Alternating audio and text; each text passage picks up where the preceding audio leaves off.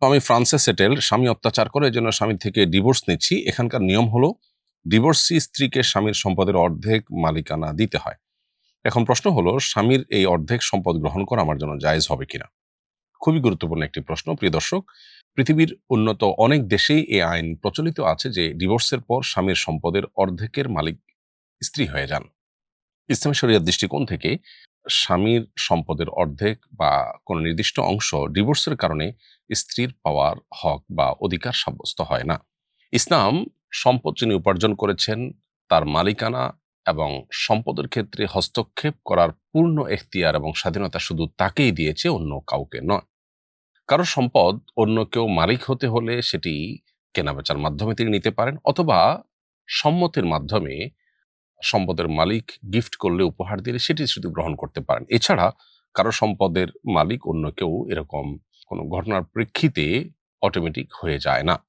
সন্দেহ নেই স্বামীর সম্পদ উপার্জনের ক্ষেত্রে স্ত্রীর অবদান থাকে, আবার স্ত্রীর অনেক কিছুতে স্বামীর অবদান থাকে। এগুলো আসলে মেজারেবল না, এবং এগুলোকে আসলে আপনার কোনো আইন করে মালিকানা সাব্যস্ত করে এগুলোতে ইনসাফ প্রতিষ্ঠা করা মোটেই সম্ভব নয়।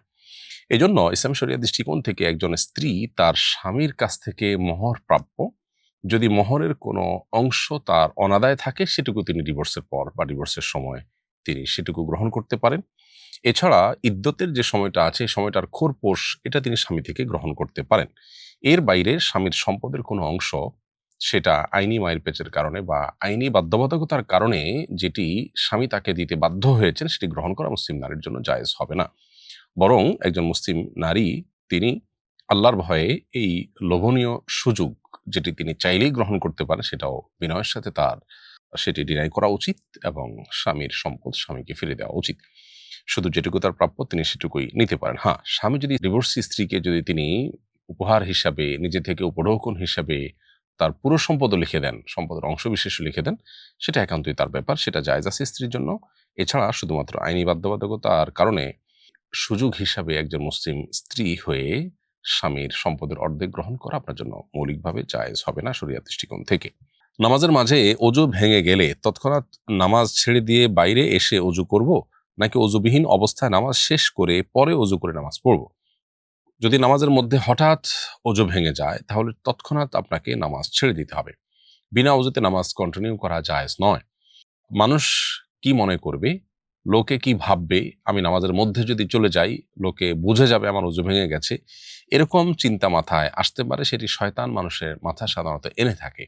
লোকে কি ভাববে তার চেয়ে বড় কথা হলো আমি আল্লাহ রাব্বুল আলামিনকে সিজদা দিব, ইবাদত নিবেদন করব পবিত্র অবস্থায়, যেটি করতে আমাকে নির্দেশ করেছেন আল্লাহ। অপবিত্র হয়ে গেছি, এই অবস্থা আমি আল্লাহকে যদি সিজদা নিবেদন করি, ইবাদত নিবেদন করি, তাহলে সেক্ষেত্রে আল্লাহর নির্দেশের লঙ্ঘন হচ্ছে। তো আল্লাহর নির্দেশকে লঙ্ঘন করতে গিয়ে আমি লোকে কি ভাববে সেটাকে যদি আমলে নেই, তাহলে সেক্ষেত্রে সেটা হবে গর্হিত কাজ, সেটা হবে ভীতু মানসিকতার কাজ, সেটা প্রকৃত অর্থে সৎসাহস হবে না। সৎসাহস হবে আমার অজু ভেঙে গেছে, লুকাবার কিছু নেই, আমি চলে যাব। আপনি যেখান থেকে চলে যাবেন, যে অজু করার পর ঠিক নামাজে যে অবস্থায় অজু আপনার ভেঙেছিল ওখান থেকে আপনি আবার নামাজ কন্টিনিউ করবেন। আর যদি জামাতে নামাজ পড়ে থাকেন তাহলে সেক্ষেত্রে জামাতে এসে যেখান থেকে পেলেন সেখানে আপনি শরীক হয়ে যাবেন। মাঝে যদি কোনো এক রাকাত পূর্ণাঙ্গ ছুটে যেয়ে থাকে সে রাকাতটা আপনি আবার ইমাম সাল্লাম ফেরার পরে পড়ে নেবেন। জাস্ট এতটুকু করলে আপনার নামাজ আদায় হয়ে যাবে। আমি একজন নারী, লম্বা চুল রাখতে আমার অস্বস্তি লাগে। আমি যদি চুল ছোট করি তাহলে শরিয়ার দৃষ্টিকোণ থেকে কোনো সমস্যা আছে কিনা? যদি এতে কোনো বিধিনিষেধ থাকে তাহলে আমার করণীয় কি?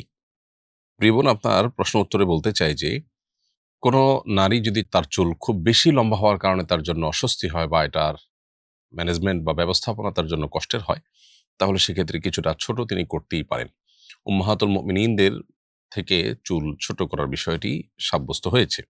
এজন্য চুল মেয়েরা যদি কেউ ছোট করতে চায় তাহলে সেক্ষেত্রে কিছুটা ছোট তিনি করতে পারবেন। কিন্তু চুল ছোট করতে করতে যদি এই পর্যায়ে নিয়ে যাওয়া হয়, যেটা পুরুষদের সাধারণত যে চুল থাকে ঠিক সেরকম চুলের সমপরিমাণ হয়, যার ফলে নারী পুরুষ ভেদাভেদ করা কঠিন হয়ে পড়ে, তো সেটা কোনো অবস্থাতে জায়েজ হবে না। তৃতীয়ত আরেকটা বিষয় আছে, সেটা হলো যে ফাসিক এবং যাদের আল্লাহর প্রতি ভয় নেই, বিশ্বাস নেই, সেরকম নারীরা যারা হারাম এবং খারাপ কাজের উদাহরণ বা মডেল, সে সমস্ত নারীদের সাথে সামঞ্জস্য যেন না হয় বা তাদের সাদৃশ্য গ্রহণের ব্যাপারটি যেন না থাকে চুল ছোট করার ক্ষেত্রে, রাখার ক্ষেত্রে, সেটিও বিশেষভাবে লক্ষণীয়। অতএব এই বিষয়গুলোকে মাথায় রেখে যদি আপনি চুল ছোট করতে চান তাহলে সেটা আপনি করতে পারেন এবং শরীর দৃষ্টিকোণ থেকে সেক্ষেত্রে কোনো অসুবিধা আর থাকবে না। সাংসারিক জীবনে স্থিরতা ও শান্তি আনার উপায় কি? সাংসারিক জীবনে রাগ কিভাবে নিয়ন্ত্রণ করতে হয়? বোন সুমাইয়া, আপনার প্রশ্ন উত্তর হলো যে সাংসারিক জীবনে স্থিরতা এবং শান্তি আনার জন্য সবচেয়ে বড় যে উপায় সেটি হলো আল্লাহর আদেশ নিষেধের আলোকে তাকওয়ার জীবনযাপন করা সংসারে।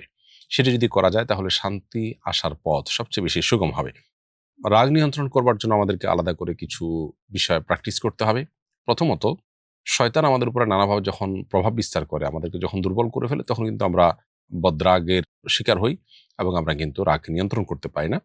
সেজন্য আমাদের নিয়ন্ত্রণের জন্য, নিজেদেরকে নিয়ন্ত্রণের জন্য, ক্রোধ নিয়ন্ত্রণের জন্য শয়তান থেকে আল্লাহর কাছে পানা চাইতে হবে এবং শয়তানের যে মাদাখিল আছে, শয়তান যে সমস্ত ওয়েতে আমাদের মধ্যে প্রবেশ করে বা আমাদের উপরে ভর করে, সেগুলো থেকে বেঁচে থাকার জন্য চেষ্টা করতে হবে। আর এর বাইরে নবী করিম সাল্লাল্লাহু আলাইহি ওয়াসাল্লাম রাগ নিয়ন্ত্রণের জন্য আমাদেরকে কিছু টিপস দিয়েছেন, কিছু আমল দিয়েছেন। এর মধ্যে একটা হলো যে অজু করা। খুব বেশি রাগান্বিত হলে অজু করলে মানুষের রাগ প্রশমিত হয়। তৎক্ষণাৎ আউযু বিল্লাহি মিনাশ শাইতানির রাজিম পাঠ করলে আল্লাহ তাআলা রাগকে প্রশমিত করে দেন। ঠিক একইভাবে রাগ যে অবস্থায় হয়েছে সে অবস্থা পরিবর্তন করে ফেলে মানুষ। অর্থাৎ এখন রাগ হয়েছে, আমি দাঁড়ানো থাকলে বসে গেলাম, বসা থাকলে শুয়ে পড়লাম। একটু অবস্থা যে জায়গায় আছে সেখান থেকে সে অন্য জায়গায় চলে গেলাম। তাতে রাগ কিছুটা নিয়ন্ত্রিত হয়। স্বামী আমার প্রতি কোনো নজর দেয় না, দায়িত্ব অবহেলা করে, তাকে বশীভূত করার হালাল পদ্ধতি সম্পর্কে জানতে চাই। বশীভূত করা, কাউকে একেবারে অধীনস্থ বানায় ফেলা রাতারাতি, এরকম কোনো ম্যাজিক্যাল উপায় কোরআন বা হাদিসে নেই। এগুলো বিভিন্ন ব্ল্যাক ম্যাজিকের মাধ্যমে হারাম বিভিন্ন উপায়ে করার বিভিন্ন সুযোগ থাকে। তাবিজ কবজের কাজ করে এরকম অনেকে এগুলো করে থাকে। মূলত আমাদেরকে ন্যাচারাল পদ্ধতিতে আগাতে হবে, যেটা ম্যাজিকের মতো কাজ করবে না, কিন্তু ধীরে ধীরে করবে এবং সেটাই সাস্টেইন করবে। সেটি হলো যে নবী সাল্লাল্লাহু আলাইহি ওয়াসাল্লাম আমাদেরকে সালামের প্রসার ঘটাতে বলেছেন। কারণ সালামের প্রসার ঘটালে নিজেদের মধ্যে সৌহার্দ্য, সম্প্রীতি, ভালোবাসা তৈরি হয়। এজন্য সালাম পরস্পরকে দেয়ার, আদান-প্রদান করার মাধ্যমে নিজেদের মধ্যে ভালোবাসার সম্পর্ক তৈরি হয়। এর বাইরে হাদিয়া বা উপহার, উপঢৌকন আদান-প্রদানের মাধ্যমেও ভালোবাসা তৈরি হয়। দোয়াও করা যেতে পারে আল্লাহ তাআলার কাছে স্বাভাবিকভাবেই যে, আল্লাহ আমার স্বামীর আমার প্রতি আগ্রহ যেন বাড়ে বা তিনি যেন আমার প্রতি অবহেলা যেন না করেন, দায়িত্ববোধ যেন বাড়ে, আপনি তাকে সে তৌফিক দিয়েন। দোয়া করা যেতে পারে।